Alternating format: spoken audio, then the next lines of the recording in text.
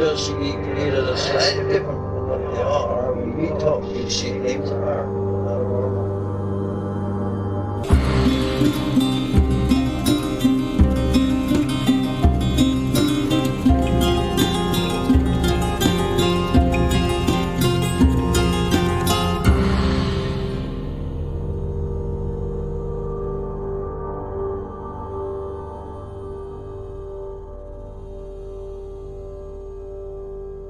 Welcome to Strange Familiars. I'm your host, Timothy Renner. This is my co-host and wife, Allison. Hi, Tim. How are you doing? I'm fine.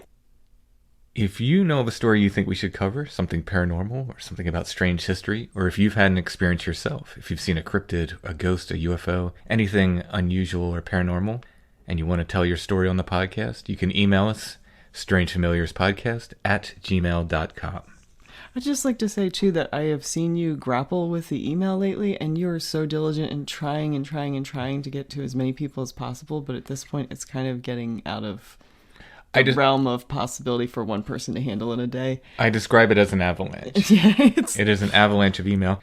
I'm doing my best. I don't want anybody to get offended, like I'm ignoring them. I'm really not. I'm trying to get to everybody's message as quickly as I can. Please be patient with me. And I don't mind a reminder if some time's going by and we haven't had contact and you're wondering if I've forgotten. I don't mind a reminder email. Although, please be patient even with the reminder emails. Because it's for email.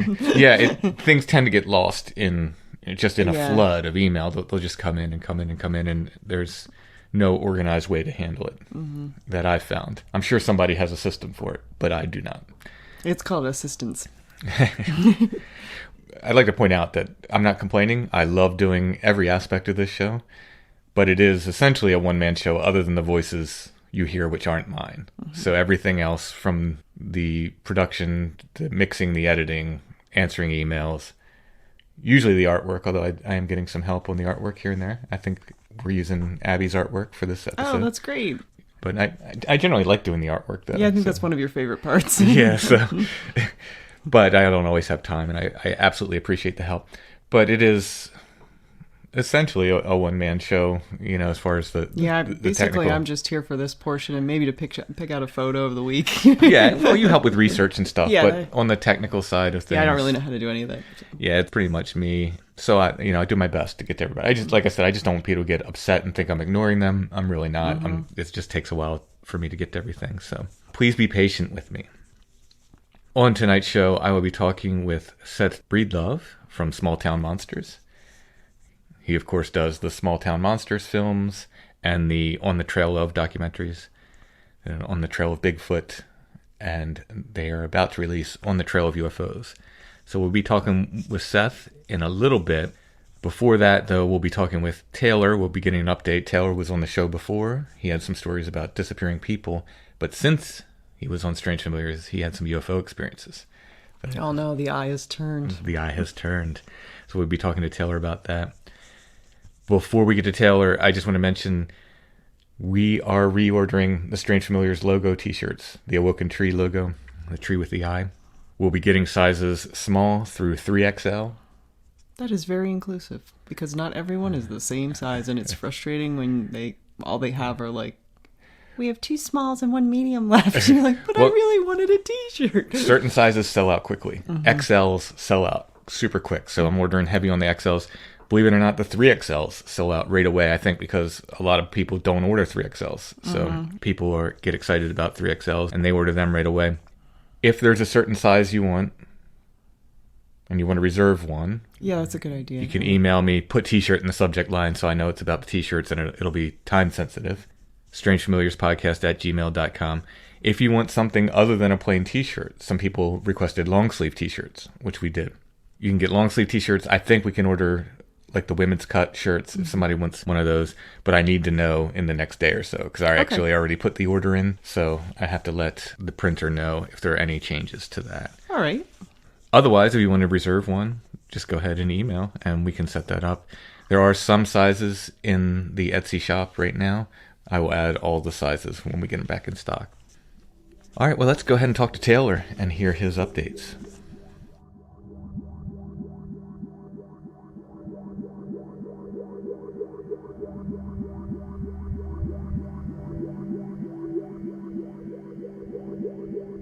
All right, tonight we're talking with Taylor, who is returning to the show. And Taylor had come on before and told us some stories about disappearing people.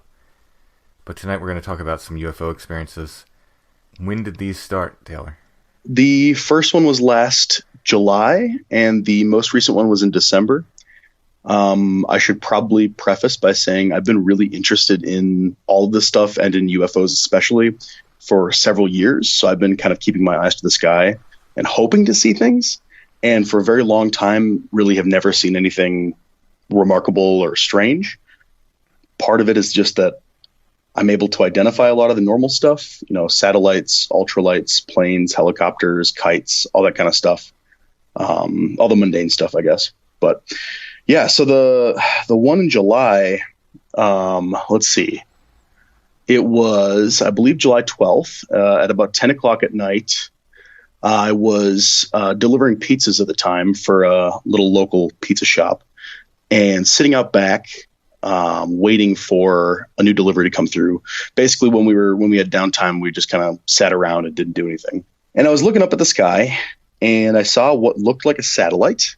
I've seen a few satellites, throughout my life. They're pretty easy to spot. They're constant, singular light. Sometimes they flash, but they move at a pretty steady clip because they're, orbiting the planet. Right. And a fairly prescribed path, too. Yeah, exactly. Yeah. What they don't do is stop on a dime, which is what this did. So this whole experience probably lasted 20 to 30 seconds. I saw what I thought was a satellite kind of moving across, from the south towards the north over Minneapolis. And it just all of a sudden stopped. There was a fairly bright star. I don't know if it was, Sirius or Polaris or something, but it stopped pretty close to this really bright star. And my mind went, well, that's not normal, but all right, we'll keep watching this. When it stopped, there was a big flash around it, like a flash of white light, almost like a camera flash going off. So when I brought this up to people, some people speculated that it could be a satellite stopping to take pictures. What? Okay. I don't even know. Yeah. But yeah, so there's this bright flash, and then immediately after that, a stream of blue light that seemed to be going from this bright star towards the satellite, almost in like a teardrop shape. That was the part that my mind had a really hard time processing. That lasted for maybe 10 seconds. I watched the whole thing happen. Then there was another flash, just like the first one, and the thing took off. It started going in the same direction, but then it curved and started heading basically up. So probably, west or something like that. And it disappeared, or I lost track of it or something. But that was when the second flash happened and it sped off. That was about the moment my brain connected that this was the same object that had stopped and that it had taken off from the same position, which I know is impossible. So, right. Now, so that was is this go ahead. In or near Minneapolis proper? Yeah, I was in Crystal at the time, and I'm pretty sure. So Crystal's a suburb, maybe 5-10 miles away from Minneapolis. So how on the north. Is light pollution there? It's not great. Within Crystal, even there's a pretty decent amount of light pollution. So this is something you could see, bright enough to see, even though there was, considerable light pollution. Right. So in the city, I've lived in the suburbs or in the actual city proper for several years. On a nice clear night, you can see some stars. It's not nearly as bright as if you're out in the country, but it is. There are, as long as there's no clouds, it's pretty decent star coverage. Mm-hmm. Yeah, but it's worth noting that this was bright enough to see, through whatever light pollution there was. Right. Yeah. Yeah, I could definitely see this thing through normal city glow, Now, did you see this before or after you were on Strange Familiars last time? I think that was after, because I think that was the last time I was on was, oh gosh, a year and a half ago, something like that. All right. I'm not taking credit for it. I'm just noting it, Yeah. No, it was an interesting experience that kind of blew my mind. like I said, I'd always kind of wanted to have something like that happen. And so when I saw that, I was thinking, well, this is astonishing. This is, this is my experience in a lot of ways. And I shared it with a few people. I work at a paranormal themed bookstore, I guess, like an occult bookstore. Oh, cool. And yeah, it's pretty fun. And I work with a lot of open-minded people, but I brought this story up to them like the next day or the next couple days, and basically was met with criticism and mockery, which was kind of strange. It's not at all how I've experienced these people dealing with things in the past. I mean, we talk about a lot of crazy stuff at the bookstore. Yeah. But yeah. I don't know. That's interesting. Yeah, the second experience was more recent. That was in December 14th. I was leaving my dad's house from a Christmas party. We do Christmas pretty much all year round, apparently, and was heading towards a friend's house. It was probably 8:00 at night, and I was driving. This was out in the country, so I was driving from Winstead, which is pretty much out in the sticks, into Chanhassen. And so Chanhassen's where Prince is from. So I was at first I was driving through a town called St. Bonifacius, which is kind of interesting. That night I drove through St. Bonnie, and I thought, I drive through this place a lot, and there's a lot of stuff here that could be indicative of like a strange small town. The whole town's 1 square mile. It's fairly rural. It is on the only stoplight on Highway 7 for many, many miles. It's pretty much the last bastion of the suburbs. It's not even really considered a suburb. It's pretty rural compared to most of the suburbs of Minneapolis. And it is in the far bottom left corner of Hennepin County, which is where Minneapolis and St. Paul are. Well, Minneapolis at least. And I was driving through St. Bonnie and just thinking about this and thinking about how strange it is, and kind of making a mental note of, I should look into this, because I was very interested in the Hellier documentary series at the time. Sure. I drove through St. Bonnie. I drove down to Highway 5 and started heading east. Maybe about 10 minutes had passed, 5 to 10 minutes. And I'm looking out over the east side. So this is probably around Eden Prairie or eastern Chanhassen. And I see 2 orange lights in the sky on the south side of the road, pretty high up. And they're kind of side by side. And I'm looking at them and I'm like, that's, I don't know what that is. It's not, maybe it's a helicopter, but they're orange. They're like a deep orange. And I was, never really seen anything like that. And then both of them shot downwards and disappeared. So it started with the left one, and it shot down at sort of an angle. Basically, they were coming together like a V almost. And the left one shot down first, and then the right one shot down, and they both vanished like super, super quickly. So that's the other experience. I then went home after I was going to a friend's house for a party. And then after that, I went home and started looking up information about St. Bonnie. For what it's worth, I found that St. Bonnie, as a phrase, when plugged into Wren's NAEQ cipher, comes out as 93, which I thought was kind of interesting. St. Bonnie is what the locals call St. Bonifacius.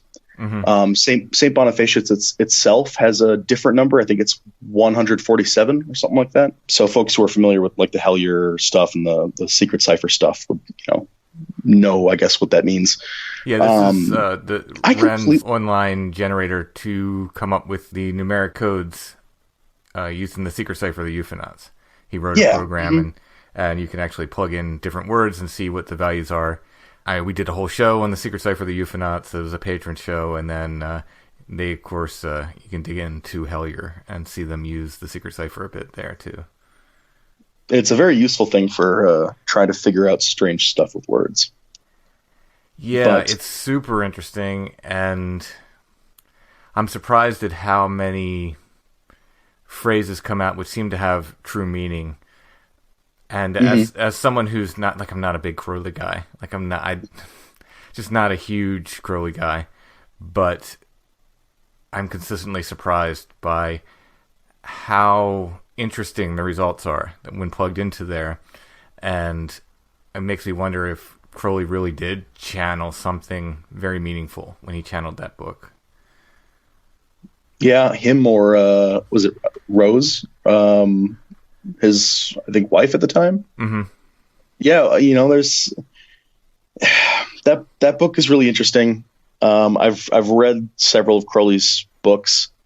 I'm sure he was not a very good guy. His writing is mostly all right. There's some stuff that's kind of speaks to me more than some other things. Yeah. I've heard Ren talk on other podcasts about how Lieberhall, the Book of the Law, is really like speaks to him. I don't get that with that book very much. I do with like the Book of Lies, and some stuff he wrote about meditation. But I've never really I've read Lieberhall a few times, and I've never really picked up much from it that I thought was very meaningful. But the Cipher stuff is fascinating. It really is. It really, really is.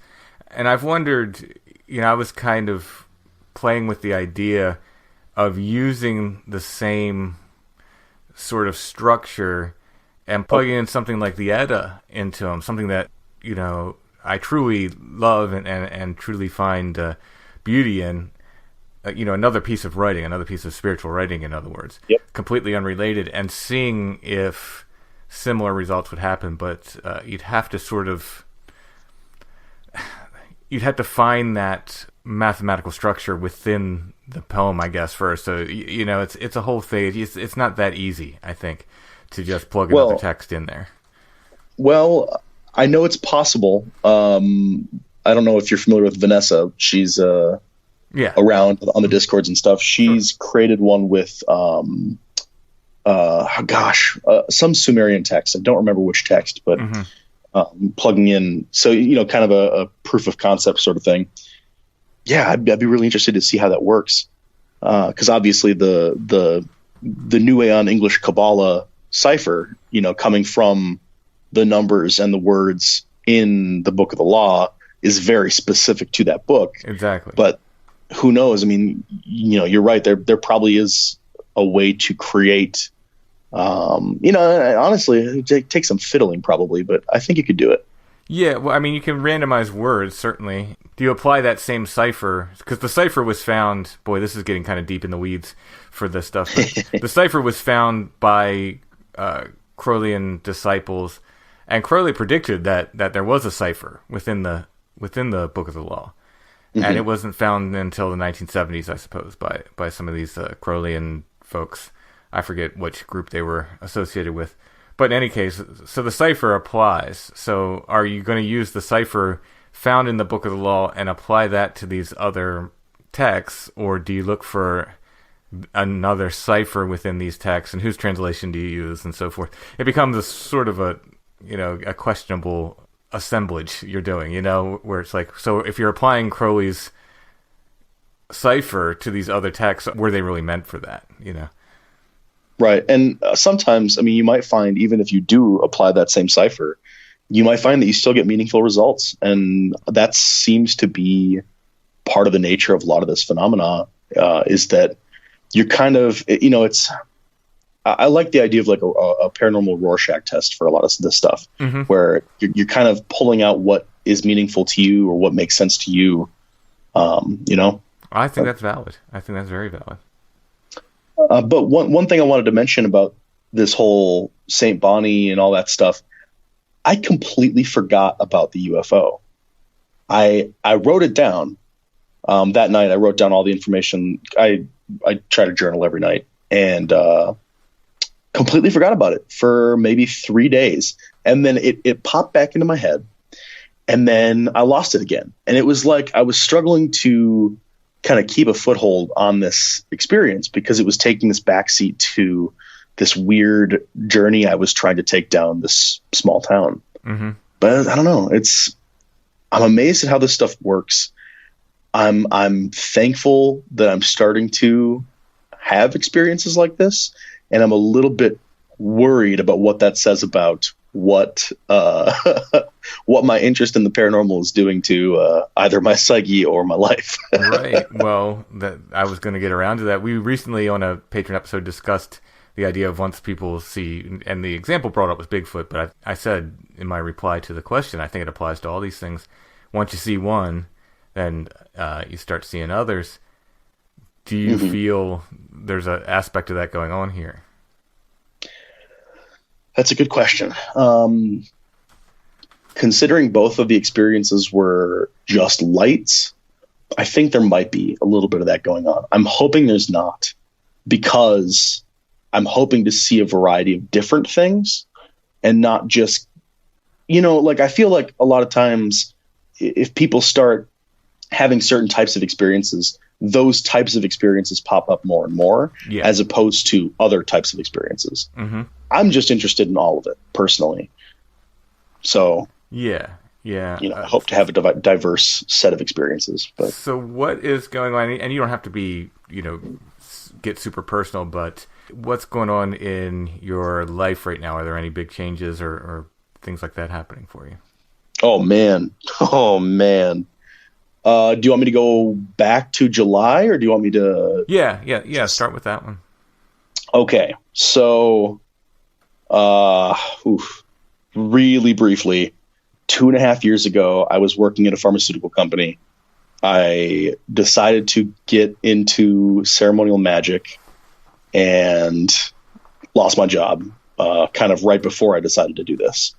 I took it as a sign to pursue it a little more, and ended up finding a job at this paranormal bookstore, a different one actually, and worked there for a couple of years. And then this past summer, I launched a Kickstarter for a tarot deck. So I was kind of taking on this, like a lot of stuff all at once. And then in the middle of that, I ended up losing my job at that bookstore because of some kind of personal disagreements with some of the people who were dealing with running the place.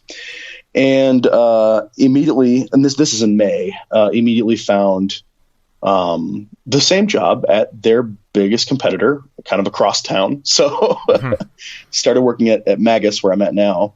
And that's where I was when I had the first experience. At the time I was working at Magus on the weekends, and I was working at this pizza place during the week to try to make some extra money, which is when I ended up finding this, or having this experience, or seeing this light, I guess. And then very quickly after that, I stopped working at the pizza place. I got a job at a sign place, and then everything was fairly stagnant until this winter. So sometime in December, probably late December, probably a few weeks after this 2 orange lights thing happened, I had this sort of epiphany where I realized I needed to leave the sign industry, for a lot of reasons. First being that it's mostly plastic manufacturing, and it's a pretty toxic environment. There's a lot of fumes going on, and the building I was in has almost no ventilation at all. But there was also some political drama and just some garbage. So decided I needed to leave there, and started trying to find a new job.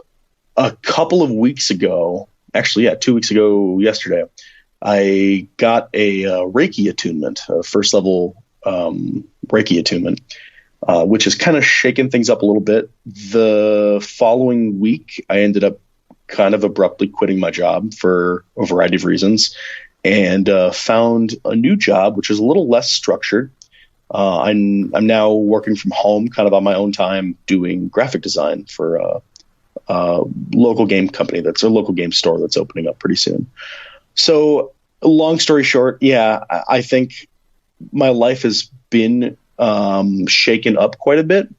And, I guess I didn't think about it until just now, but these shakeups do seem to be at least around the same time or same seasons as these experiences. Yeah, that's very, very interesting.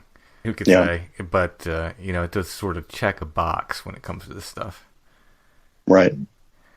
So, do you want to talk about that tarot deck? Did it get funded? Oh, yeah. So it's called the Sigil Arcanum. It's sigil-based tarot. So basically taking all the symbols from the Thoth tarot, from kind of my interpretation of what each of the cards means.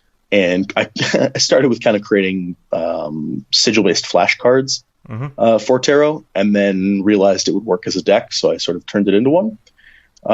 There's two versions of it. One is sort of rainbow colors on a black background, and the other one is glossy black UV on matte black paper. So there's, these kind of two very stark differences. I like it. I think it's pretty fun. It's right now. So all the colored decks are printed. Half the black decks are printed, and I'm assembling them all by hand. Oh, fun. So it's interesting punching out all the cards and then organizing them, doing quality control, putting them together, and shipping them out. So I think I've shipped about 100 so far, and hopefully a lot more in the next coming weeks. Nice. Can people still get it if they want it?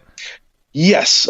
Pre-orders are available on sigilarcanum.com. That's sigilarcanum.com. And I think it's $40 plus shipping. Very cool. Nice. Yeah. Really, really cool. Well, Taylor, thanks for sharing your stories. Absolutely. Well, thanks for having me on, Tim.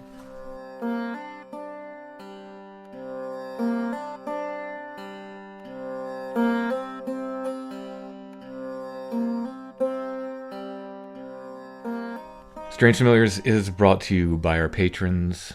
Thank you so much, patrons. You make this show possible. Without you, we couldn't do Strange Familiars at all. If you like what we do, and you'd like to help us continue to make Strange Familiars, please consider becoming a patron at Patreon. That's patreon.com/strangefamiliars. You can, of course, find the links in the show notes. Our patrons get full extra episodes of Strange Familiars every month. We guarantee at least one. Often we do more than one. And there are other levels of support there as well. Starts at $3, where you get the extra shows, and goes on up from there for everything from t-shirts to copies of my books, CDs, even original artwork. You can check it all out at patreon.com/strangefamiliars. If you do not like the idea of a monthly subscription like Patreon, you can go to the show notes under every episode and look for a paypal.me link where you can make a one-time donation. Everyone can help by sharing the show on social media, by liking and subscribing wherever you listen, whatever podcatcher you use, and leaving us those nice 5-star reviews, which helps get the show in front of new potential listeners.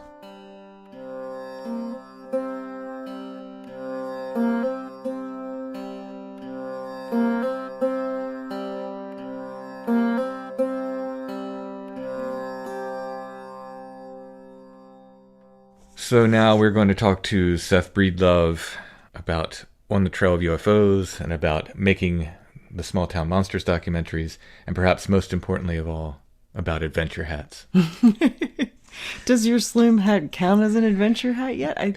We discussed that in the interview. Okay. I think you have to have a brimmed hat of some sort for it to be an adventure hat. What about like an old-timey colonial, like three-cornered hat? Would that be a good adventure Yes, hat? I think that would be an adventure hat because it's a certain branding, as Seth puts it in the interview. I was very pleased with Seth. He was very, very open to talking about adventure hats. I feel like I need one now. You need an adventure hat. I guess it depends on what kind of adventure you're having. People have possibly seen me comment on adventure hats before. It's a real thing in the world of cryptozoology. I had said before that if I had one, I would go full wizard and have a peaked wizard hat, Gandalf style, but that's very impractical for going through the woods. Any kind of hat really is. It's sort of maybe if you could make off like your a head. bushwhacking tool out of it of some sort. Chad would have it stuffed full of hatchets and Yeah, he would have a whole survival pack in there. Yeah. But no, I think if I have an adventure hat, it is my beanie, perhaps. Or in cooler weather. Yeah. Keep my hair out of my face do-rag. For the interview with Seth, we're joined by Serfiel and Adam from Conspirinormal. So hang on after that, and we talk a little bit about the Strange Realities Conference that Serf and Adam put on in Nashville.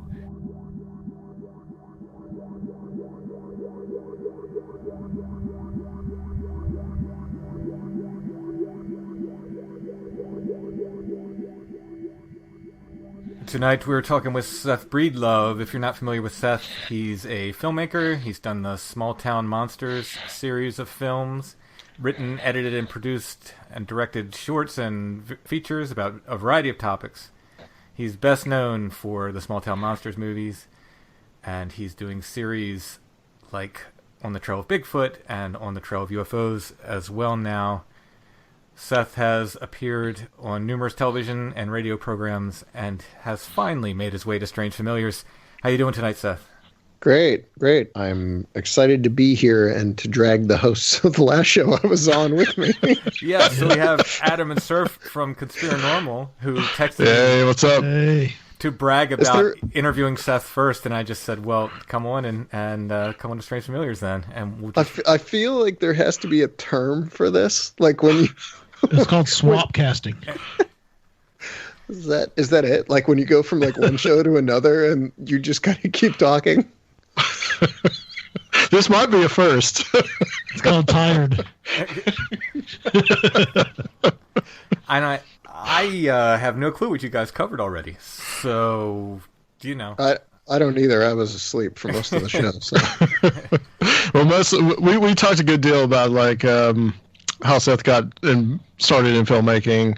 Mm-hmm. We talked a lot about that, and of course we hit the boring stuff. We hit the UFO stuff, all the material that we talked about there. So I'm sure there will be some cross over here. So it's not a big deal. So how many Small Town Monsters films have you done now? Not including the series that we're going to talk about, but the actual documentary films themselves. The features. Momo was the most recent release, and that came out in October or September of 2019. That was our 9th. That wrapped up the Monsters of the Midwest trilogy, and right now we're filming our 10th, which is the Mothman Legacy, and then Bell Witch, which will come out in December, is going to be the 11th, which is insane. And this is the 5-year. 2020 is the official 5-year anniversary of Small Town Monsters, because we started filming Minerva Monster in September of 2014, and the release of Minerva Monster was May of 2015. So we're celebrating 2020 as being the 5-year anniversary of 11 features in 5 years.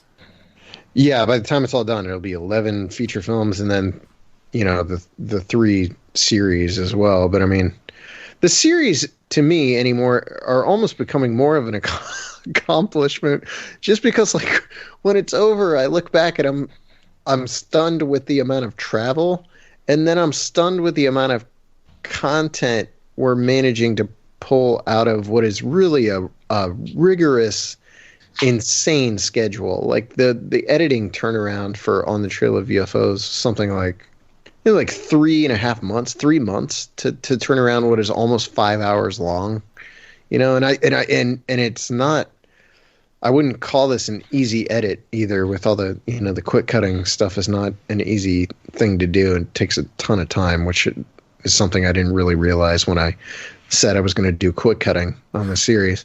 Right. So yeah, it's a lot, but I mean, we have a really good core group of people that are involved in this, like Zach Palmisano, who's my director of photography. Him and Jason Udis, who's my sound designer or my sound recordist. Those are 2 of my oldest friends. Like we grew up together in Canton, and those guys aren't into UFOs or the paranormal or any of the stuff at all, but they will do anything I ask because we're like old friends. And Adrian is amazing on the producer side of things, and she keeps us afloat financially, and otherwise I would bankrupt us pretty much every single project. And then we have all the really good like artists and stuff that have gotten involved over the years. So it's definitely a team effort. One person could not put out anywhere near, heck, I could not single-handedly put out even like Minerva Monster on my own. So, and maybe just for sentimental sake, because it's the first one I saw, Minerva Monster, I think remains my favorite that I've seen. Now, I haven't seen them all, but yeah, I was that's primed nice to like hear. Chestnut Ridge because I'm a Pennsylvania guy, but I still have to come down on Minerva Monster. I really, really, really enjoyed that one. I'm so I don't agree with you at all. But I do like Chestnut Ridge because of I still think there's a tightness to the editing in Chestnut Ridge. Minerva bothers me because there's so much to the story we didn't get to. So when I watch it today, even though there are all the technical things that bother me as well, like all the stuff I'm sure it's your first try at anything. Yeah. But the just the story, I know what's there, and really, like, I love the fact that we were bold enough to do a documentary with no narration, and at the same time, when I watch it now, I'm like, if we had a narrator, the narrator could have explained this very important key piece of information in like 2 sentences, and you would have been able to get a lot of the stuff that's left out of that movie. There's just so much more to that case. There's like Native American women riding on horseback that would disappear into the woods. There's caves that lined the gravel quarry that would disappear at random. There's episodes of members of the Caton family claiming to walk through the woods at night and get picked up by something and swung and thrown. And there's a lot to that story that we never got to cover in that movie. But it is funny here in Ohio, especially. That is the one that people love. Like, we're going to do a 5-year anniversary screening at our Mysteries and Monsters event next month, and there'll be people from all over the area coming out to check out that particular episode of Small Town Monsters. People love that movie. Yeah, and again, it might just be sort of like that's the first one I saw, and it kind of laid out the way. It's the kind of way you do the movies, which I really like, when you go to these small towns and you kind of do a survey of the town and you kind of show the town itself and talk a bit about that, and then go into the monster stories. So it might just be like, that I really like that approach, and it just kind of hit home with me. Yeah, I do think one thing I like about that movie, and some people it pushes the limits of what they'll allow, but it spends a boatload of time on setting up Minerva. And going forward, we pulled back on that somewhat, because I do think there's a limit to what someone coming into a movie expecting to watch a Sasquatch documentary will tolerate. Right. But I like the fact that we were so new to it that at the time we were like, well, who cares? We'll just spend 20 minutes on, like, the fact that this was a transportation hub. Oh, I mean, I just found that completely charming. That's and I do love, as a town, I love Minerva. I still like just going out to Minerva as a town and kind of taking it in. There's some really good restaurants out there too, which, as I told you, every place I go, I have some sort of restaurant connection. No, I haven't seen Momo. I haven't seen that one yet. I will check it out. But just out of curiosity, did you get into all the weird stuff with that case? Yeah, I would. Well, Minerva. It's funny because from Minerva to Momo, you're basically looking at a 5-year turnaround between those two projects, and there are a lot of really big similarities between the two cases. You've got a family in a house that butts up against a hill. You've got a monster that comes off the hill. You've got dead dogs. You've got the shaggy, sort of like classic 70s stubby-legged Bigfoot look, the really shaggy, funky monster thing going on. And you could not be more different in the storytelling, because Minerva is just as bare bones as it gets, and Momo is a weird, like, mashup of narrative horror and a documentary. It's retelling the Momo case as a really sort of cheesy 70s drive-in movie, and then the documentary comes in and sort of sets the record straight about what actually happened. But we definitely got into the weird stuff. It's nice. the easiest way. We got into a lot of it. We got into the disembodied voices in the woods, and we got into the lights in the trees and the lights in the sky, and we didn't shy away from any of that stuff. Nice. Which is that sounds very familiar, Tim. Yeah. Well, that's where I live, in the weird stuff.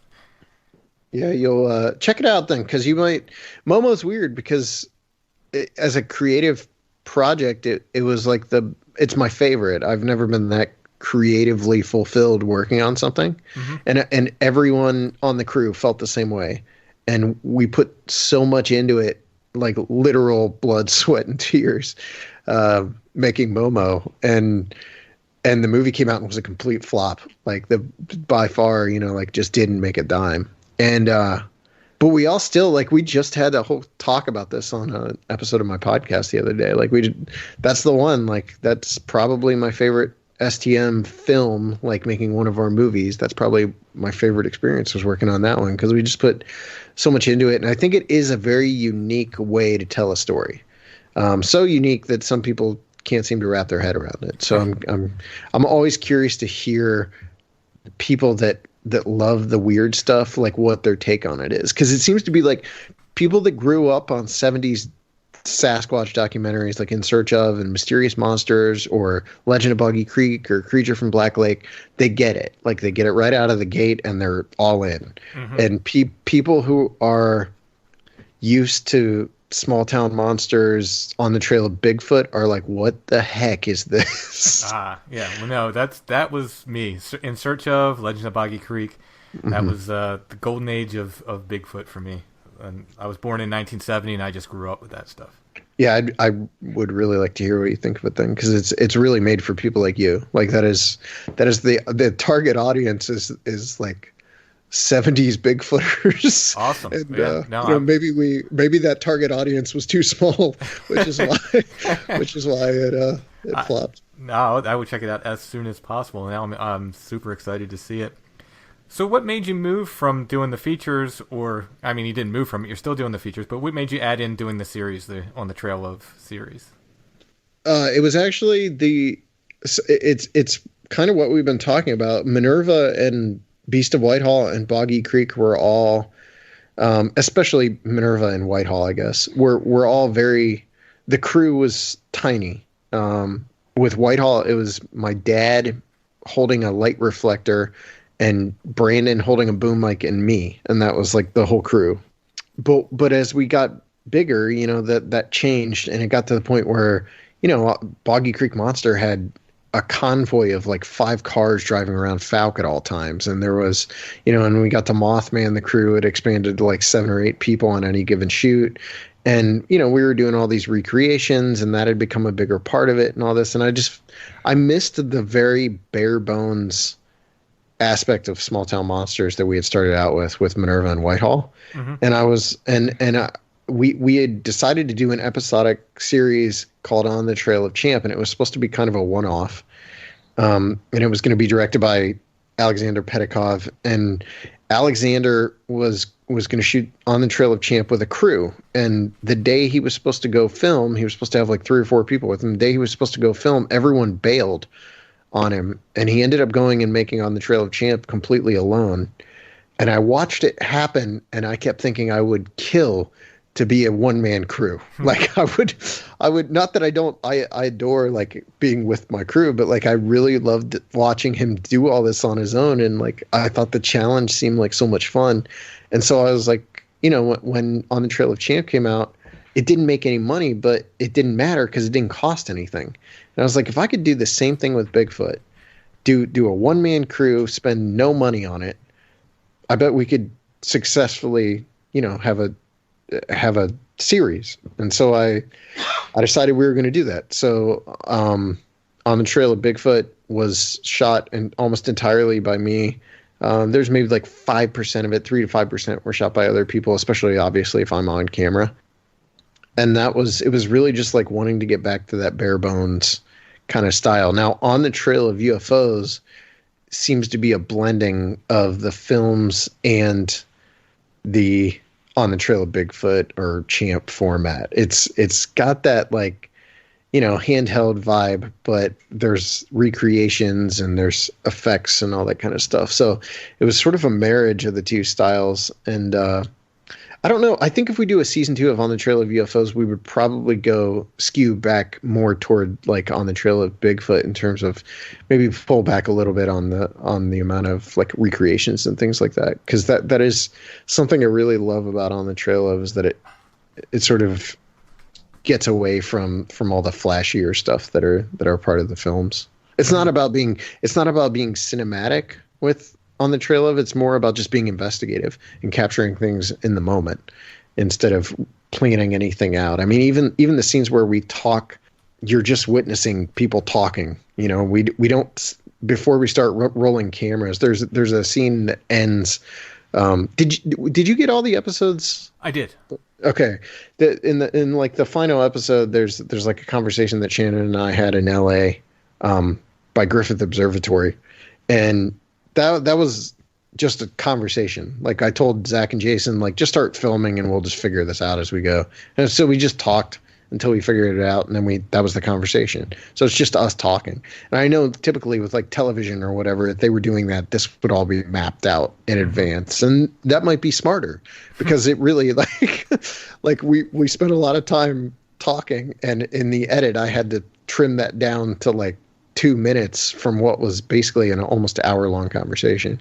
But you know, like we try to, basically it was just trying to get back to that bare bones style that we started with. And that also keeps things fun for us as filmmakers, because the series, we're doing something completely different. And the movies, we get back into that cinematic mode. It's funny, like coming out of On the Trail of, I was ready to do like the really intensive like lighting setups for interviews and start planning out our recreations and how things are going to play out cinematically. And by the time I'm done shooting On the Trail, or by the time I'm done shooting Mothman Legacy, I'll be ready to go back into filming, you know, something like On the Trail of Bigfoot. Right. Well, there's, as artistically, kind of flying without a net, there's something very satisfying about that. Yeah, I agree. Where you just jump in and go and see what happens. I used to write out questions for Strange Familiars. I don't do that anymore. Yeah. I'll figure it out as I go along and edit where I need to edit. I find it a lot more natural and a lot more satisfying in a way to do it that way. Yeah, there's something to be said for the pre-planned stuff for sure, and obviously like with the approach we're taking with the films, it works for that. But yeah, personally, this is On the Trail of is more me than maybe something like Bray Road Beast. You know, like if I'm like tonally or stylistically, I'm very hokey and corny and cheesy. And so like when it comes to our films, like Terror in the Skies that's all me, because it's a lot of like really sappy music and like, you know, beautiful landscapes and stuff. That's more me. I don't do I'm weirdly not a huge scary scene guy. Like I have a hard time sort of wrapping my head around that kind of stuff. Well, recreating stuff like that too, always, you know, there's issues with it. I think where there is. You're never going to capture the intensity of something that happened. You know, that's something that really happened. You know, you're trying to recreate it and so forth. So when you're doing these series, like, how do you approach? Like, you don't know. I saw you caught a couple things on the Trail of UFOs. There are a couple things you caught, but you don't know. There's no guarantee that you're going to ever get anything when you go out there. Yeah, and Shannon says, I think it's in episode 8. It might be 7. She talks about the futility of it. Mm-hmm. Like even thinking you're going to go out and capture something. Like that was something that stood out to me that was so different between Bigfoot and UFOs. And some people would think they're both, you know, equally futile, but I can go into any woods and at least convince myself that maybe I'll encounter something. You know, like, cause it's a forest and maybe there's a Bigfoot hiding here, but you know, like what are the odds you're going to go out with a camera and just happen to capture something in the sky and know for a fact that isn't, you know, it's some unidentifiable object. Right. We did have, you know, we saw that thing in Sedona, come over the butte and then go down behind the butte. But, you know, it could have been something. It could have been a helicopter for all we know. And then Alexander saw something in the White Mountains, which you see at the beginning of episode 8. And that's about it. Like that's all we captured in almost 30 days of filming, you know, in locations that are supposedly highly active. I mean, I've been on the Chestnut Ridge numerous times for probably weeks by now, probably a few weeks. I mean, just this past year alone, I was there 5 or 6 nights. and I've never experienced anything really on the Chestnut Ridge. Not that I could point to. What was really interesting about the Chestnut Ridge too was you see us at this location with this elderly woman who had called Stan Gordon right out, and we had to give the location as being like right outside of Kecksburg. It's literally in Kecksburg. Like it's there. It's in Kecksburg. She was telling him like, I'm seeing all this weird stuff, in the skies over the airport, and we thought, well, that could be a red flag. It's over the airport, and we got to her house, and sure enough, like she's seeing planes like taking off from the airport, and that was like a typical day on the Chestnut Ridge. All these stories, Stan's got hours and hours of stories for you about like sightings and stuff, but he's never experienced anything in like 50 years of researching that area. And with all the time I've been there, which is nothing compared to obviously all the time he spent there, I've never experienced anything either. Mm-hmm. Well, I mean, Stan's experienced the sort of echoes of things. If you get him talking enough, like where he's showed up places and there's been, for instance, a Bigfoot sighting and the smell remains, or the dogs are still afraid. So it's kind of like he's heard the baby cry. Like, well, you have experienced something. It just he's heard the baby cry too. Yeah, exactly. But oh my gosh, I love Stan. He's a great guy. Yeah, he is. I told him the other day he's a part of the family, and he really is. Like last year, the day that we shot his interview for On the Trail of Bigfoot. It's weird to think of that as only being a year ago because we've already done another project with him following that. But we were him and I and my friend Mark Matsky ended up just driving around with Stan for like 4.5 hours around the ridge for like no real reason. Just kind of like just 4 dudes in a car driving around. But I told him like that day, I was like, yeah, Stan witnesses all our crazy. Cause like we're really whacked out once we're on like two or 3 days of these shoots, and he's been there for all of it. And he just like totally rolls with all the profanity and nonsense flying around. So you did 8 episodes of On the Trail of UFOs. It's 8 episodes. It's 200 and it's well over 4.5 hours. It's like 4 hours and 40 minutes, something like that. So it's the biggest, like by far the biggest, longest project we've ever attempted. I mean, biggest in every way too, because the shoot itself was close to 30 days.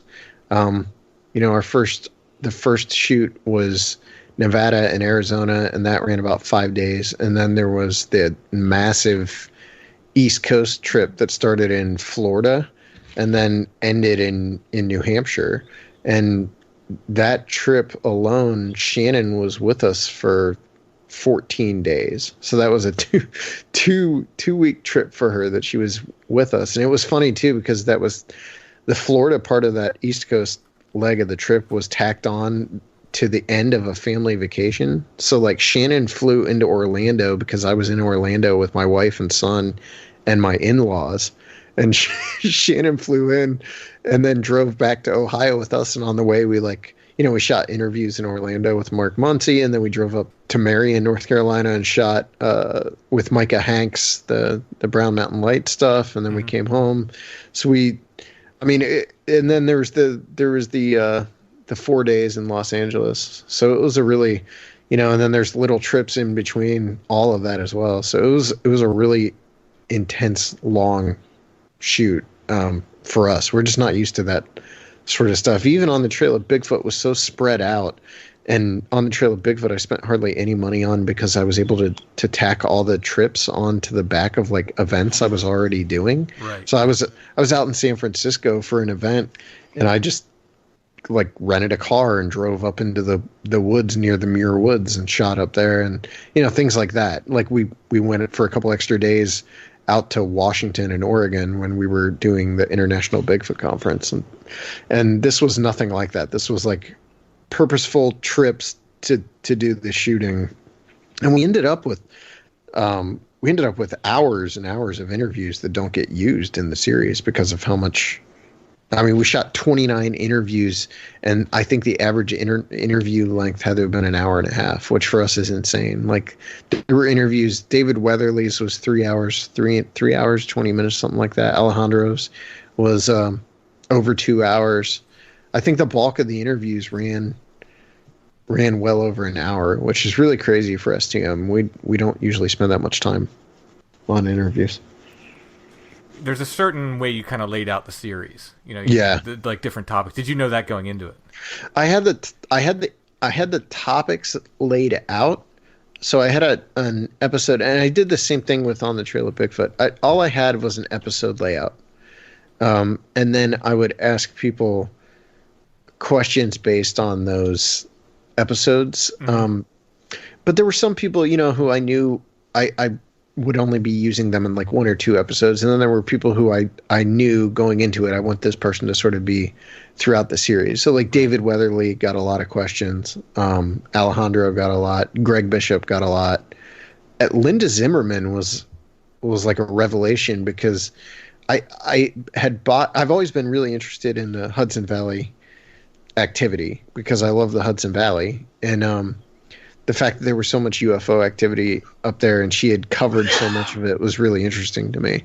So I knew she was going to be involved in those Hudson Valley episodes, but she ended up being in almost every episode of the series. And that was just because she had so much to add to every single topic. Like, I realized really early on, she's going to add a lot to, airships and black triangles and craft descriptions. And she had a little bit to say about everything. So there were people that surprised me, and we ended up including more. And then, there were witnesses. I mean, it's funny, like a lot of the topics, a lot of what gets discussed comes back up multiple times. So like the airships keep coming up, at least 2 or 3 more times throughout after that second episode where they're focused on. Mm-hmm.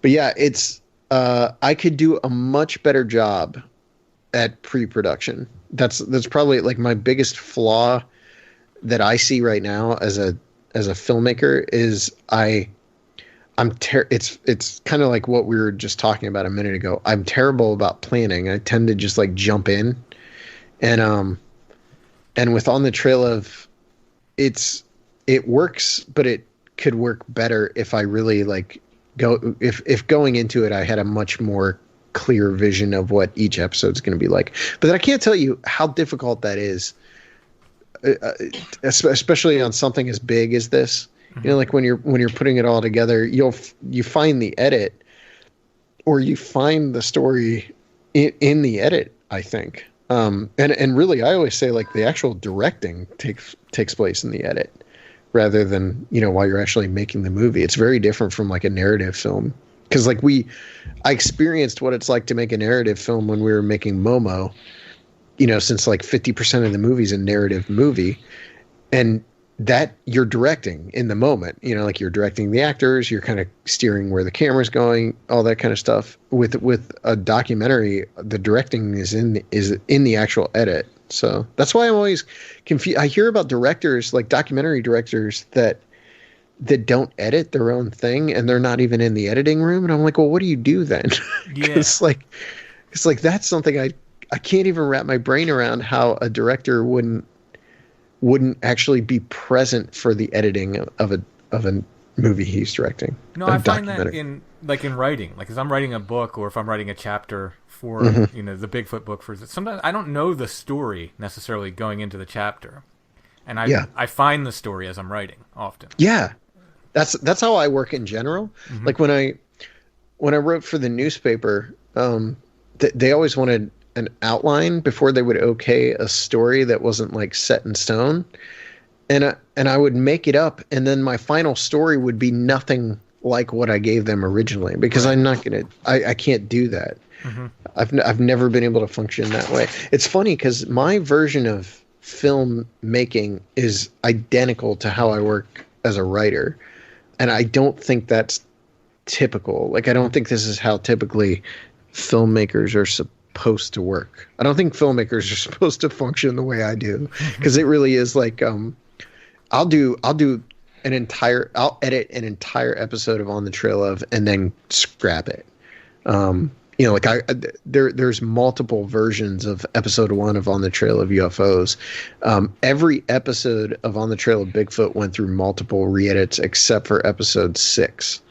And I would literally sit down and cut the entire episode, watch it back and be like, I hate this. Like, this isn't what this is what I want. Then I'd have to re-edit the whole episode. Right. But So I can't. Sorry. You basically direct and edit the way that you write. Yeah. Essentially, what you're saying. Yeah, it's identical. It's the exact same way I write, like for the newspaper. The story all sort of comes together in the edit for me. Like, even to the point where I knew what the subject of each episode of On the Trail of UFOs was. I didn't know how the story was going to be told. Like, I didn't know. Episode 7 I had a lot of trouble with, the abduction episode. I knew I wanted Betty and Barney Hill in it, but I didn't want it to be this, like...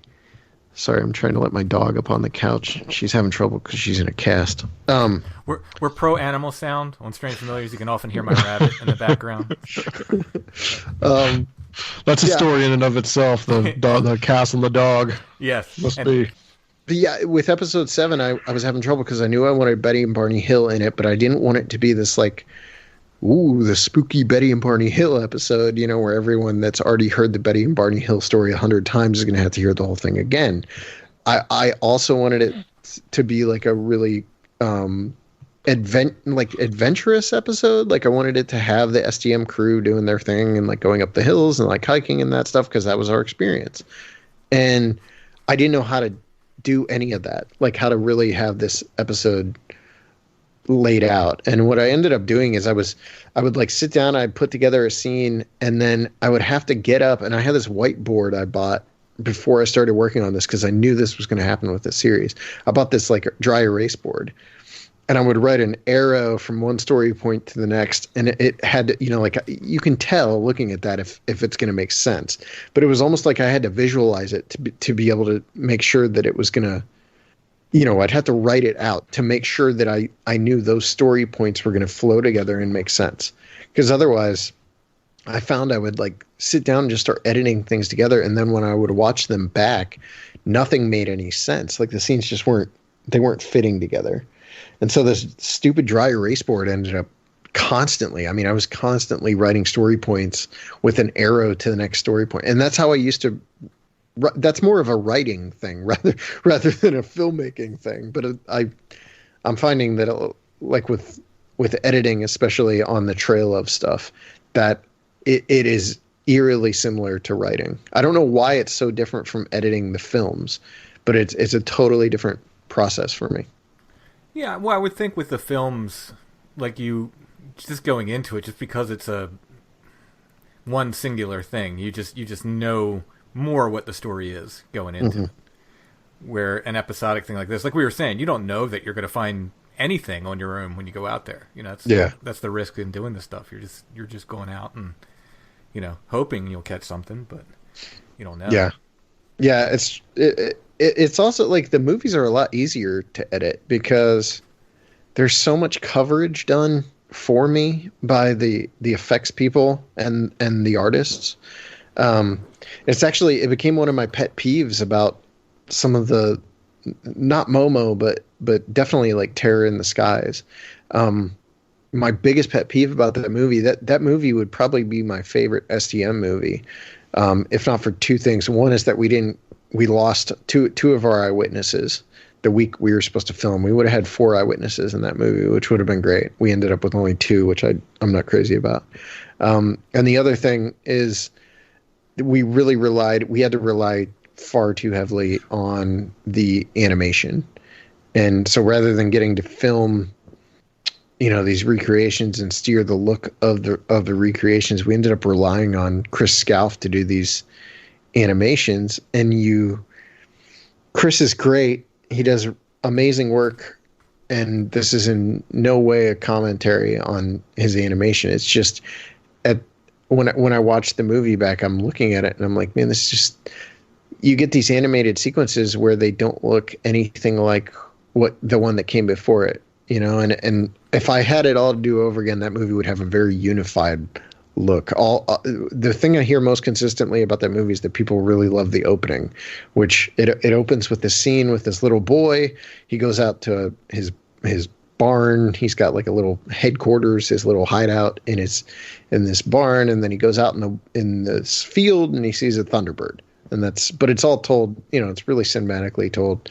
And if I had it to do over again, I would have shot the whole thing that way, because instead I ended up, you know, relying really heavily on that animation and lost, I guess, visually what would have helped distinguish that movie from some of our others.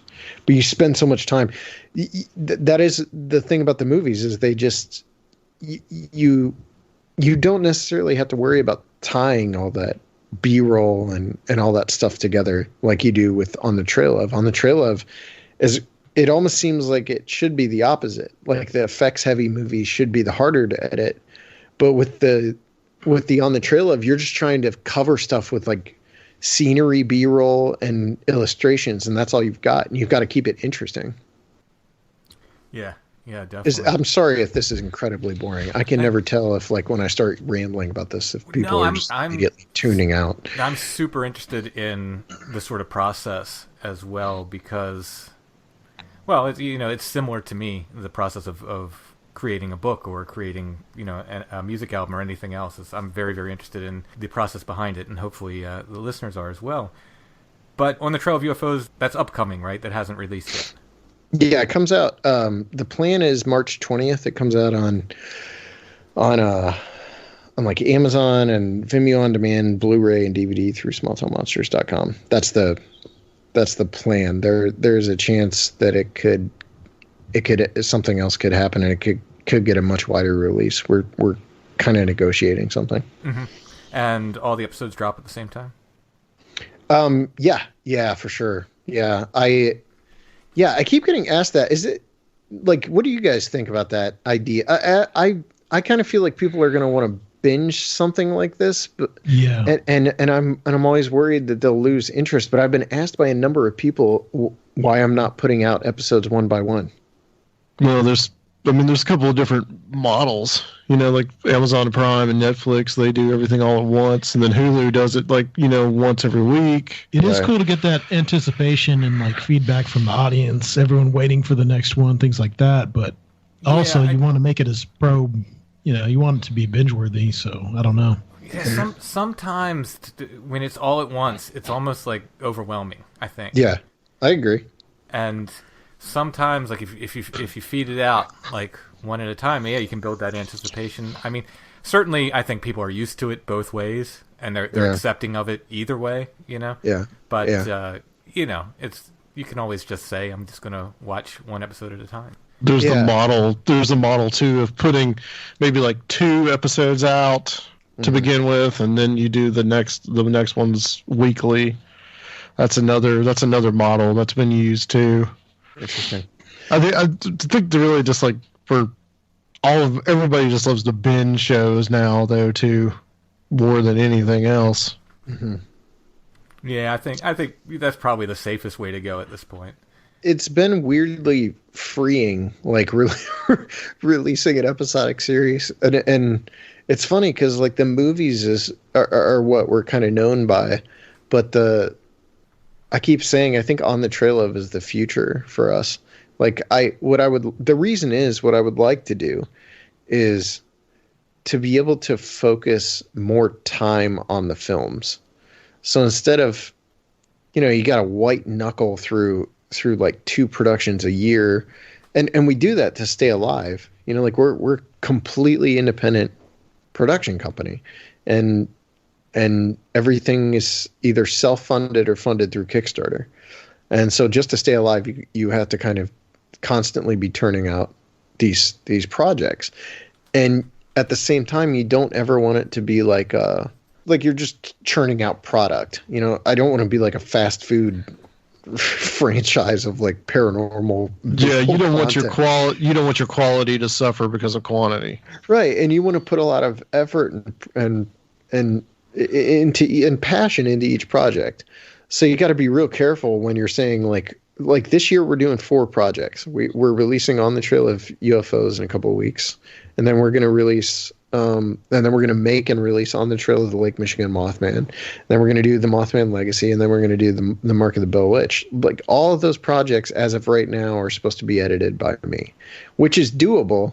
As insane as that might sound, that's totally doable for us. But it's like one of those things where you have to make sure that just because you're doing all that, and just because it's needed in order to stay, functioning as a company, you got to make sure that you're putting an equal amount of effort and passion into every single one of these projects, and that you're doing something different, so that they aren't just this. The easiest thing would be if we just simply cranked out production after production that sort of mirrored the one before it, right? Like in approach. And we try not to do that. Like we're always trying to do something different storytelling wise as we go. So what I would like to do is get to the point where On the Trail of, heck yeah, like let's do 24 episodes a year, but let's do one movie. And that way we're putting like a ton of effort into that one movie, that's the big production for the year. So that's what I would like. That's where I would like to get the company as of right now. So in doing all this, or even before you started doing the films, what's the weirdest thing you've ever experienced? That's a good question. There's 2. Can I tell 2? Oh yeah, absolutely. So the one that kind of feeds into like the mystery lights and UFO thing, my dad and I were, this was all the way back in like 2000.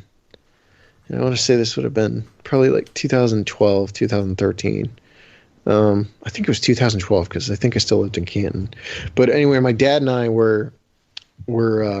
we decided we were going to get permission to go back to this. It's called the Zor Arboretum, and it's like a wetlands. There's a lake. It's actually where we filmed the posse sequence for Momo. So it's where like Cliff Barrickman and Bobo and all these guys are, that we shot for the posse sequence. It's the same location where this happened. My dad and I were back there, and we just went back there because my dad has seen some really strange stuff behind their house over the last few years. Their house sits on right behind their house is the little patch of woods, and then beyond their house beyond the patch of woods is this huge field, and then the Tuscarawas River, and then just miles of forest all the way down to Salt Fork. So, and Salt Fork obviously is like Bigfoot Mecca, supposedly. So we were down here at this lake. It's kind of like behind my parents' house, and it was late. It was like 11 o'clock at night, and we're just kind of hanging out, and I saw this light in the forest about, I'm estimating like half mile away, quarter mile away, half mile away, something like that. It's across this valley, across the river, over in the forest, way far away. But it's a big light that I'm seeing. And I see it very slowly. This took place over the course of like a minute. This thing rises up out of the forest. And my memory here is mistaken, or I can't recall exactly. I don't remember if I saw this entire thing come all the way up out of the woods. I know I saw the top of it. It was a round, it was a spherical object that came up out of the forest. It was sort of an amber color, moved up into the sky, sat there for a second, like I had time to call my dad over and point it out to him. And then it really slowly went back down into the woods. And this thing was far away. I mean, I know this area like the back of my hand. Where I was seeing was actually St. Peter's Church Road area, which is, if anyone's seen, or if you guys have seen On the Trail of Bigfoot, St. Peter's Church Road is this area right outside of Bolivar, where I grew up. And in the 70s, there was a rash of Bigfoot sightings there. And, there were landowners were finding deer like ripped in half and stuffed up in trees and things like that. And this would have been in that exact same area. So I know it was, half mile away from where we were seeing. And so it had to have been huge, whatever this thing was. My first thought was that I was seeing the moon coming up behind the trees. And then I realized, like, I looked up to my left and I was like, oh, the moon's like right there. So I could see the moon. So it wasn't that. So this was just a massive amber colored round something from way far away that had to have been really good sized. So that's one thing. And then the other thing was pretty much everything that happened to me when I was in Area X last year in the Ouachita Valley in Oklahoma. Have any of you guys seen On the Trail of Bigfoot? I've not. Okay. It's Area X is this place where this group called the North American Wood Ape Conservancy goes every year for like they're basically in there for like 6 straight months. And they go in shifts, and they're in there to kill a Bigfoot so they can prove they exist. And in the 20 years that they've been going into this place, they have experienced stuff that legitimately kept me invested in Bigfoot, because the people in the group that I know aren't crazy, and there's biologists, there's very well educated people in this group. I've talked to them, and the stories they tell are so out there, like so the amount of activity they're cataloging is so out there that it really made me believe there had to be something to the subject. So last year I got permission to go in with them. Was it last year? No, it wasn't last year. It would have been 2018. So 2018, I went in there with my friend Adam Dugan, and we camped for 2 nights. Area X sits 9 miles off of any paved road, but it's a 2.5-hour drive to get back this 9 miles because the road is so bad. It's like an old logging road, but it goes straight down this mountain, and it's basically at some point just becomes like you're driving down a creek bed. So it's insane. I talked to a British Special Forces operative who's a member of the group, and he told me the only other road he's been on that is equally as bad was in the Congo. So this road's nuts. Like, just getting down there is insane, and it took 2.5 hours. Everything in there wants to kill you, and I'm not a city boy, but I'm from Ohio, and in Ohio there's hardly anything that wants to kill you other than, like, who knows, hoodlums and other teenagers, things like that. So like we drove down into this valley, and we were in there for 2 nights, and in like 2 days we experienced all sorts of like noises. One of the guys said he sighted a Bigfoot in on his scope of his hunting rifle. Didn't shoot it, but it's, like we have all this on camera. It's episode 5. If you guys want to check it out, it's on episode 5 On the Trail of Bigfoot, which is free on YouTube or Amazon, so you don't have to pay for it or whatever. Just check it out. It's nice. Worth seeing. I captured some eye shine at night that was insane. It was bright green eye shine up a hill behind the cabin. There was no light in here, which made it incredibly creepy. But it was bright green eye shine, kind of like I don't know what to compare it to. It's just really, I said self-luminescent, and a lot of people in the group got upset that I said that because it indicated some sort of paranormal phenomenon. But that was what I saw, and I captured it on camera, and it's pretty crazy to see because I didn't know I'd captured it until I got home. I kind of forgot I had it. So we captured that, and then that same night, I had the worst migraine headache. I had pretty much a nonstop migraine headache for 2 days while I was in there, and I had my migraine prescription. I was taking it; it wasn't doing anything. So the second night, our last night in there, I had to go to bed. It was like 1 a.m., 2 a.m. I had just started to fall asleep, and all of a sudden there was a loud. I don't know what it sounded like, a gunshot. So something took a rock and threw it onto the metal roof of this outbuilding. Keep in mind, we're 2.5 hours from any paved road, and we're on private property that is owned by a massive it's like a massive land protection. I can't say who it is because people look up the location. Apparently this group really doesn't want people finding this place, but there's no one anywhere nearby is basically what I'm saying, other than the people that we're in there with. And I know all the people that we were in there with. We were actually in there with Kathy Strain, Bob Strain, Daryl Collier, and Brian Brown. Brian used to do the old Bigfoot show. I don't know if any of you guys ever listened to that show, but we're in there with them.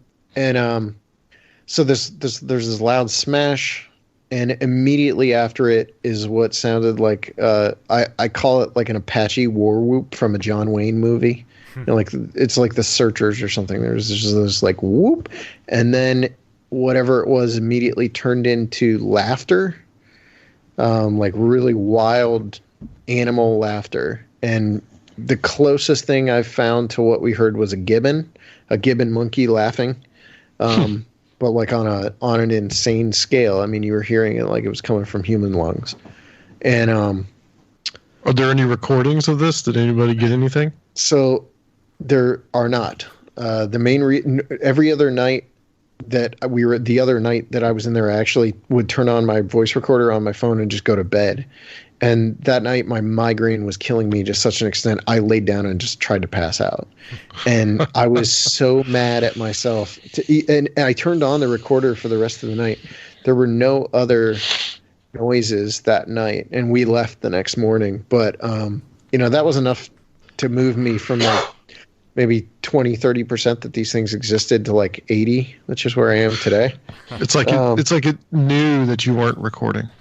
Yeah. And then I guess the next night, I actually found out about this the next day. Brian texted me while it was going on. Daryl was rock clacking with something down the creek. So he was like clacking these rocks together, and something down the creek was like clacking them back. And they were going back and forth, and that they do have audio of. They recorded that. So it was just a crazy, like, we heard so much stuff in there in like 2 days and experienced so much stuff that it really like got me sort of fully invested in the Bigfoot subject again. Because the longer I get, you get frustrated. You go through like starts and stops, and your interest wanes, and I hate the word belief, but your belief kind of goes away. Mm-hmm. And then it comes back, like sort of based on maybe experiences you hear from people, or like maybe something you experienced. Well, I had never experienced anything. So like this is, for me, it was like a huge deal, because in 2 days we experienced so much stuff, and so much of it defied my typical skeptical response, because I tend to be really skeptical when it comes to me, like things I'm experiencing. I tend to be able to write a lot of things off and explain it. Mm-hmm. And so much of what happened to us in those 2 days I could not explain. Like the eye shine video, I've been told, is some of the coolest, like quote unquote Bigfoot stuff people have seen. But I think some of that is because of my story. Like, I think if you just saw the video, you'd be like, okay, it could be anything. It literally could be anything, just looking at it. But if you do know that, I mean, context is everything with it, because it's what we experienced was crazy. Like, we saw this eye shine watched us for a long time. And it was pitch black. They don't light a fire or anything at night. And you're down in a valley in what is essentially an inland rainforest. They get more rainfall in this area than other parts of the same area. Like it's like you're in a rainforest. And we're sitting there at night, and everyone was talking. I wasn't. I was like sitting there watching the hill. And I was watching the hill because I kept catching these two lights, like two. What I thought I was seeing was, because it's a steep hill, I thought I was actually seeing starlight through the leaf canopy. Like maybe there were two leaves or two stars up above, and I was like, and then so I asked Brian. I was like, Brian, like, come over here, and he comes over and I was like, show me where the hill ends, like where the top of the hill would be, where I could see sky. And he like points way, way above where I'm looking. I'm looking like halfway down. And I was like, okay, well, there's like eyes looking at us. And he's like, where are you talking? And I took his head, and I like turned it, and I pointed straight ahead, because it's pitch black. You can't see anything. And as soon as I did that, he said, oh yeah, I see it. And we're standing there. It wasn't Brian. This was actually Daryl. So I tell Daryl, like, it's right there. And at the second I did that, for whatever reason, Brian jumped up and turned his flashlight on. And as soon as he turned his flashlight on, we watched these eyes move across the hill at an insane speed while still looking at us. So we watched them move sideways across this densely wooded hill no noise, just something move, like quick as could be across this hill while never breaking eye contact with us, looking at us. Did these eyes, did they look almost like LEDs? You know what? I can't really say, because the distance, they were still a pretty good distance away from us. And I don't think they were that bright, because it took me about a minute of staring at them before I could really focus and realize what I was seeing. Mm-hmm. So I would say no.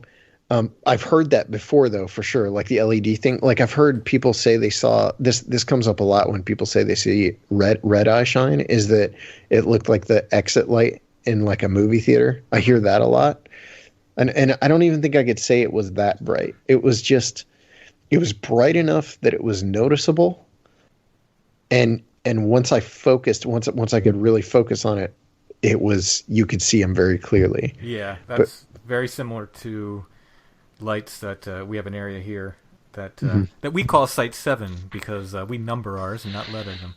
And you have to let your eyes adjust. You're not going to see them when you first get there. Yeah. And then your eyes will adjust, and then you'll see them, and they're very weird. Very, very strange. Tim, can I ask a question? Yeah. Real quick. The phenomenon of it not wanting to be recorded, is this something that you've run into a lot? You and don't you kind of have... primarily you, but... Oh, okay. Seth can, definitely chime in on that. He's definitely had that experience. But in the literature, have you run into this a lot?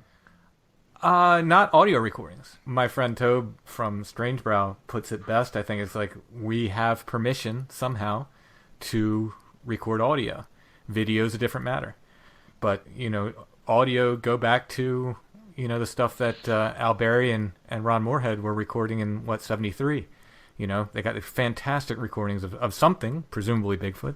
They think it's Bigfoot, speaking way back then, and speaking some kind of language, and on up to, I give my example of Pandemonium, where I was woken up by wood knocks. I didn't leave my recorder running, but the first thing I did when I woke up was hit record, and you can hear it's recording in stereo. You can hear the wood knocks in two different directions. You can actually see the audio file in the channel. You can hear it bam, bam, and an answer in the other channel. So they're coming from two different directions. They sound different. And again, I don't know what it was. I didn't see a Bigfoot knock a tree, but something with hands had to hit something up against something else. And then we proceeded to record, the rest of the night, screams and all kinds of weird, the 400-pound owl sounds and so forth. So in a very aptly named place for that, right? Yeah. Oh yeah. Yeah, absolutely. So it's like we're allowed to record audio, but the video, I always tell people, like people who are haunted by the phenomenon, if you want it to stop, put trail cams out around your property. It'll stop. Like it doesn't want to be recorded. It's like we don't have permission for video for whatever reason, as Tobe puts it. I like the way he puts it, so I've stolen that from Tobe. Thanks, Tobe. But I'm a woo guy. I'm into the weird stuff. So. No, I agree. Like that camera thing is really weird. Like they've done game cameras and all kinds of stuff in Area X, and they never get anything. And they got to the point they bought all these. They wired everything up with like these cameras around the exterior of the cabin they had in there. And they said you could, if it got to the point some weeks where like they were throwing rocks so much at the cabin that they weren't getting any sleep. So to stop it from happening, they would turn the cameras on. Mm. So like yeah. But yeah, there's very, very strange. So what's this event you have coming up where you're going to be showing Minerva Monster and so forth? Oh yeah, we're doing it's called Mysteries and Monsters at the Canton Palace Theater, which is Canton Palace Theater is like this local. It's one of the only remaining original movie palaces. There were 40. I want to say there was like 47 of them, and this is like the only one that is left that was designed by this particular architect. So it's gorgeous. It's like it's my favorite place to show a movie too. It's really ornate with like all this crazy, creepy looking statues and busts and stuff all around the place. It's also supposedly like very haunted. But we're going to do an all-day event and show, we're going to show Minerva Monster, we're going to show the Flatwoods Monster, and then we're going to do the world premiere of On the Trail of UFOs in the evening. And there's also going to be a talk by Shannon LeGros and a talk by Lyle Blackburn. And the whole STM crew will be there as well, doing Q&As and stuff throughout the day. So Nice. Where's that? The Canton Palace Theater in Canton, Ohio. It takes place on March 21st. So it's the day after the actual release date of On the Trail of UFOs. Awesome. Very good. And before you go, I have to ask a question about adventure hats, because you brought up Lyle, and I saw Shannon has an adventure hat in the series, which is very prominently featured in episode 1. She focused in on her. She wears it all the entire time. Yes. I thought it was a gimmick. I thought she was going to stop, and then it just kept coming back, and then I had to start like shooting it, like specific shots of it, because otherwise it would have been weird. I thought so. I'm very fascinated by adventure hats with cryptozoologists. I know Lyle has his curly cowboy hat. I got to be honest with you. It is the most annoying aspect of cryptozoology. Like it gets really bad because you got Ron Murphy's got one. You had Colin Schneider was wandering around in one for a while. Yes. It's by far probably the most annoying like personal branding thing I've seen in the field. Right, yeah. I get a kick out of it. I was I'm going to gonna ask get you a if you had bowler your own hat. adventure hat, but I guess the answer is no. I mean, I wear a really faded baseball cap. That's like a small town monsters. I don't think that counts though. I don't think it does either. I think it has to be some sort of brimmed hat. Yeah, like a gimmick hat. I need to get like the Odd Job bowler. And I'll start wearing that. So Colin was given a speech up at we were both at the X-Filers United convention last year. And it was Is that the crypto kid? Yeah. Is that him? Okay. Yeah. Oh yeah. And it was kind of winding down, and everybody had asked all their serious questions, and it was kind of the thing where it's like, anybody else have any more questions? And so I raised my hand. And I said, "Do you have to have like a special hat to be a cryptozoologist, like a cowboy hat or something?" And I hear somebody like somewhere else off in the crowd. You just hear this, "Hey, Lyle Blackburn's my friend." What does that have to do with anything? I didn't mention Lyle. I just said, "Do you have to have a special hat to be a cryptozoologist?" Where's your hat, Tim? Where's your hat? If I get a hat, if I have one, it's going to be a wizard hat. Now I'm going full wizard. The problem is like Ken Gerhardt and Lyle's hat. It's like the same hat. Yes. So I just want to be like, guys, we can't tell you apart as is. The hat is only making it more ridiculous. I'm very happy we had the adventure hat discussion because it's funny. That's a synchronicity right there, though, that you would call it adventure hat, because my kid Tommy, he has this Walt Disney World hat that looks kind of like a Gilligan, like the Gilligan hat. I don't know what you call that kind of hat. He calls it his adventure hat. He was running around all weekend in that thing and just kept asking where his adventure hat was. Nice. That's my synchronicity. The term adventure hat was actually coined by James, my sometimes co-host. He hasn't been on in a long time, and it was actually about Colin. He was we were at a convention somewhere, and he said, "Oh, look at Colin in his adventure hat." I was like, "Yes, it's perfect." Yeah, very good. Well, Seth, thanks so much for coming on. Yeah, thanks for having me. Hey, Adam, Surf's hang out, and we'll talk a little bit about strange realities. Strange realities. But yeah, we'll talk about that. Seth, thanks for coming on. Yep, I'll talk to you. Yeah, thank you later. for coming on Conspirinormal too, Seth. Sure. You guys take care. But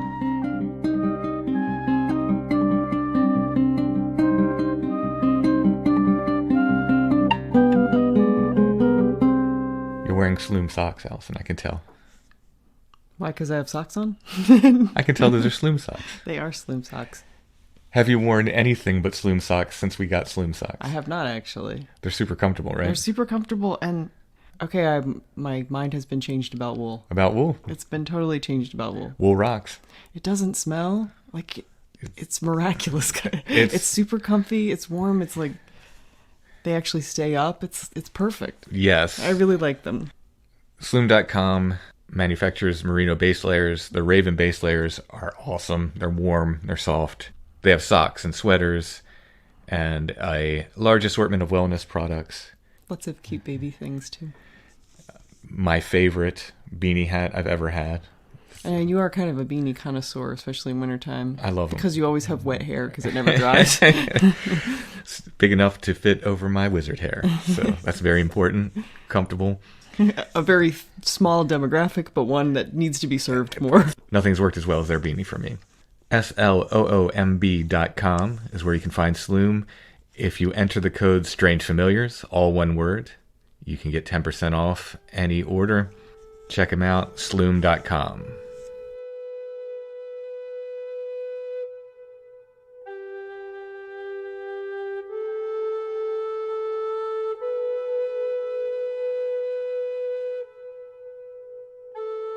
So before we talk to Adam and Serf about the Strange Realities Conference, I just want to mention Small Town Monsters. You can find them at smalltownmonsters.com. Forgot to ask Seth to drop his website when I was talking to him on the interview. So smalltownmonsters.com. Thanks to Seth for coming on the show. Now let's talk to Adam and Serf about the Strange Realities Conference. Strange Realities is a convention in Nashville, Tennessee, of which I have been before. Once. Yes, you have. It has only happened once so far. Yeah, you weren't just there. You were a part of it. Yes, you actually, some people have asked me like how it was, and I said it was one of the best put together conferences I've ever been to. In fact, amazingly well so for like a first time conference where you expect there to be problems. You guys did a great job, and I was like, of course, super happy to be a part of it because I like y'all. You're good friends, and I was happy to be a part of it. But the fact that we were happy to have you here in Nashville too, man. Absolutely. The fact that it went off without a hitch and just ended up being one of my favorite conferences I've done. It was just an absolute bonus. So I'm super happy you're continuing it, and it's more than one day this year, right? Yeah, it's going to be more than one day. We're doing it on September 25th and the 26th. Now, the 25th is going to be, we're going to have like a dinner type of thing. We don't got to do some catering or something. And we're going to have it there where we did it before at SIR Nashville. Right. And we're kind of just getting this all together right now, who's going to speak and whatever. But we think we're going to do at least 2 presentations that evening. And then just have everybody can kind of mill around, talk to the people that are going to be there, like such as yourself, the speakers. Mm-hmm. And then the 26th be the main event. Mm-hmm. Just like we did all day. Yeah, the all day thing, just like we did last year. Nice, very cool. So, do you have everybody booked so far, or just some people? I have quite a few people booked. Yeah, we can. We can go down the list. Yeah. Let's get people about it. It's a long way out, so I'm sure you'll be back on to talk about it between now and then. But we can go over it. Yeah, absolutely. So returning from last year, we have some guy named Timothy Renner. You may have heard of him. He's expensive. Yeah, he is expensive. You know, he really demands. The rider is going to kill us too. I know. I mean, the green M&Ms. You know, you got to just and the adventure hats that you got to supply this guy. I mean, Stetson too. He doesn't want anything. Yeah. I mean, someone that does wear an adventure hat. We do have Tim Banal returning to the Strange Reality stage. Nice. And also returning from last year, we'll have Guy Malone as well. Josh, we would love to have him, but unfortunately, he's got a prior commitment.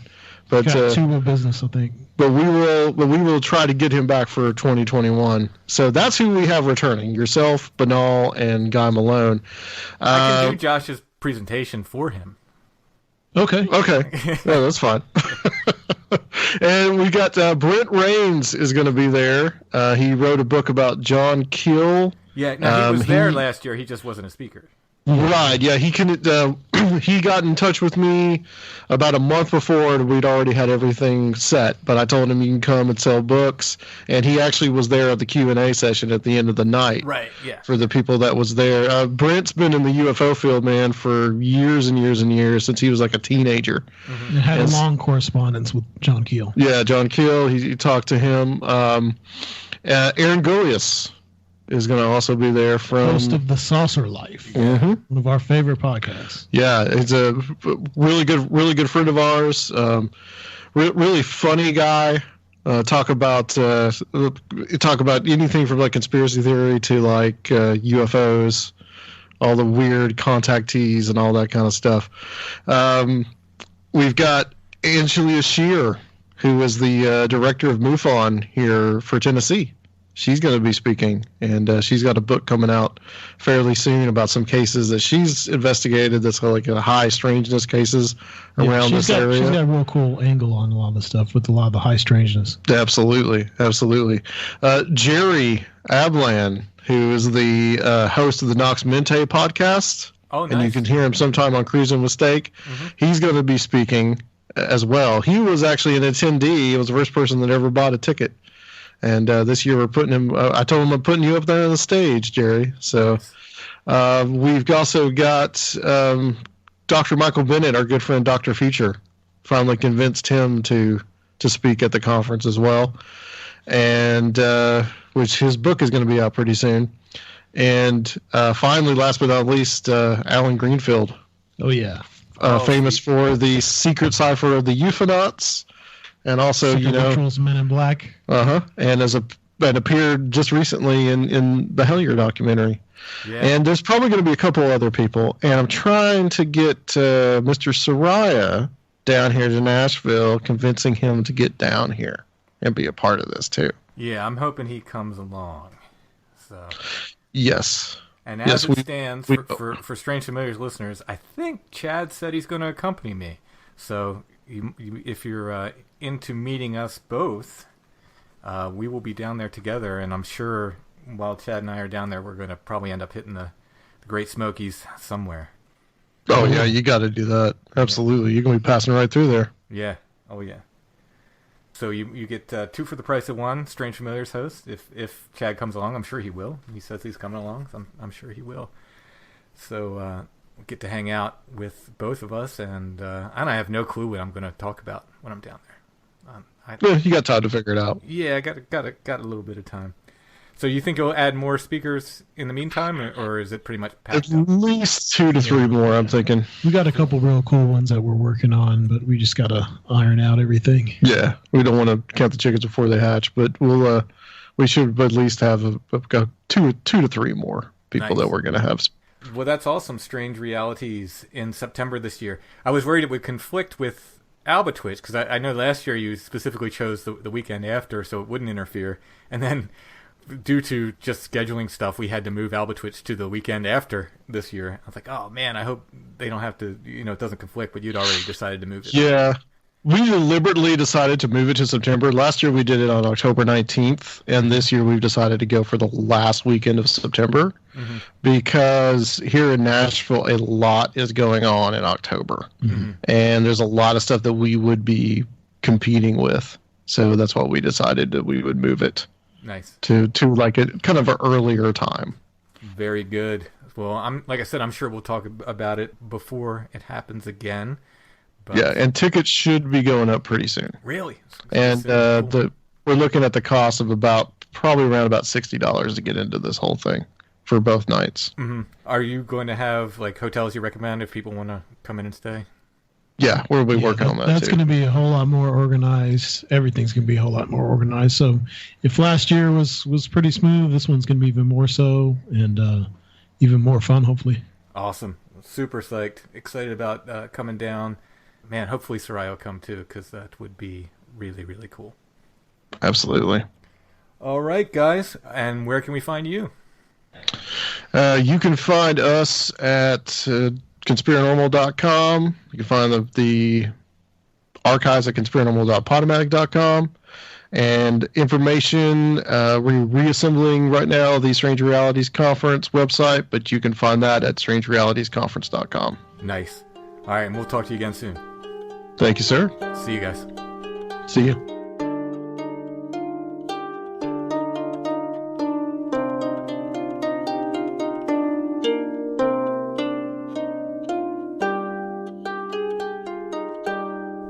So I know you like to keep the photo of the week on theme if possible. Yeah, and I'm fresh out of UFO photos, so It would be cool somewhere, somehow, I think, that there's a photo of one of those airships from the 1800s. how could there be one?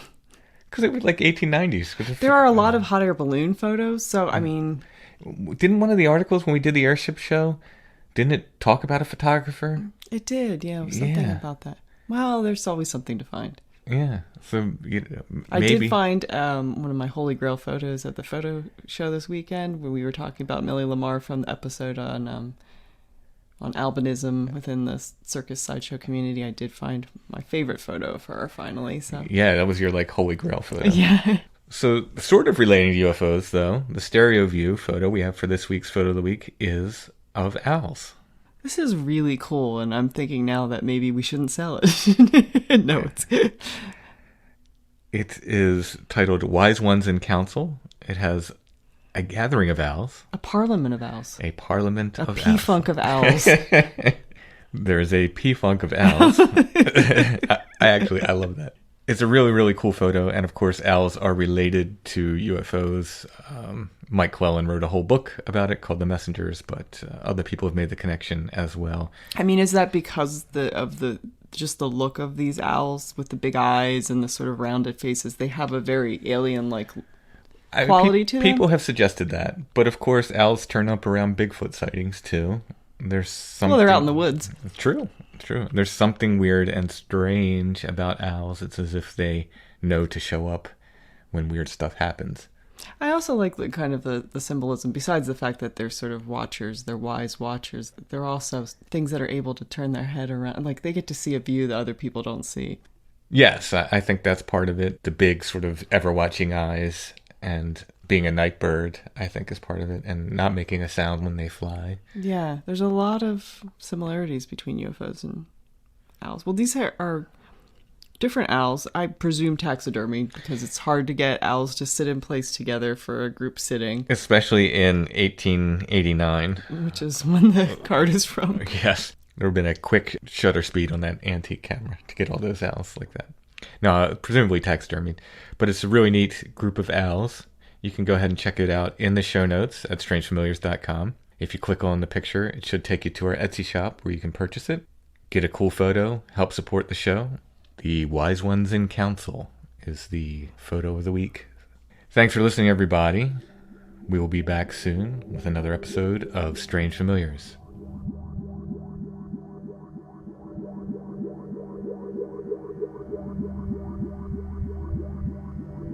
Strange Familiars is a production of Dark Holler Arts. Music, books, podcasts, and more. DarkHollerArts.com. Intro and background music is by Stone Breath. Go to stonebreath.bandcamp.com for more.